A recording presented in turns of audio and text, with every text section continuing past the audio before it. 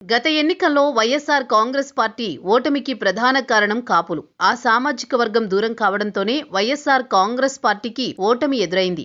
ఎన్నికలకు ముందు కాపుల్లో స్పష్టమైన వైఖరి కనిపించింది. పవన్ కళ్యాణ్ వెంట నడిచేందుకు మెజారిటీ కాపులు ఒక నిర్ణయానికి తీసుకున్నారు. అది తెలిసి కూడా జగన్మోహన్ రెడ్డి నిర్లక్ష్యం చేశారు. ఇతర సామాజిక వర్గాల ద్వారా విజయం సాధించవచ్చు అని అంచనా వేశారు. కానీ ఆ అంచనా తప్పింది. వైఎస్ఆర్ కాంగ్రెస్ పార్టీకి దారుణ పరాజయం ఎదురైంది. జగన్మోహన్ రెడ్డి వైఖరిలో సైతం మార్పు వచ్చింది.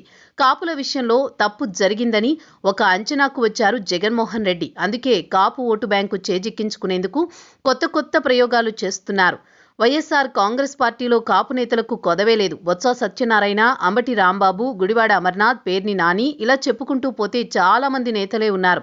మరోవైపు కాపు రిజర్వేషన్ ఉద్యమ నేత అయిన ముద్రగడ పద్మనాభం సైతం అదే పార్టీలో కొనసాగుతున్నారు. అయినా సరే కాపులు జగన్మోహన్ రెడ్డిని మొన్నటి ఎన్నికల్లో నమ్మలేదు. జగన్, వైసీపీ విషయంలో కాపులకు అనేక రకాల అభ్యంతరాలున్నాయి. పార్టీ ఏర్పాటు చేసినప్పుడు కాపులు జగన్ విషయంలో సానుకూలంగానే ఉండేవారు. 2014 ఎన్నికల్లో రాష్ట్రంలో ప్రత్యేక పరిస్థితుల నేపథ్యంలో కాపుల ఆలోచన మారింది. తెలుగుదేశం అంటే వైసీపీకి ఆదరించారు. కాపు రిజర్వేషన్ ఉద్యమం హింసాత్మక ఘటనలకు దారితీసిన నేపథ్యంలో 2019 ఎన్నికల్లో ఏకపక్షంగా జగన్కే మద్దతు తెలిపారు కాపులు.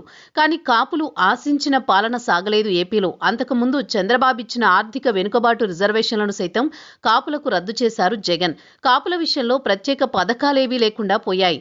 వైసీపీ క్షేత్రస్థాయిలో పరిస్థితిని అంచనా వేయలేకపోయింది. 2014-19 ఎన్నికల మాదిరిగా కాపుల ఆలోచన ఉంటుందని అంచనా వేసింది. అయితే పవన్ పై అదే పనిగా వ్యక్తిగత దాడికి కూడా కాపులను ప్రభావితం చేసింది. ఇప్పుడు వైసీపీలో ఉన్న కాపు నేతలంతా పవన్ కు తిట్టడానికి అన్న పరిస్థితి ఉండేది. అదే కాపుల్లో వైసీపీ పట్ల తీవ్ర వ్యతిరేకత కారణమైంది. వైసీపీ అధికారంలో ఉన్నప్పుడు ఆ పార్టీ కాపు నేతల నిర్ణయాలను గౌరవించి ఉండాలి.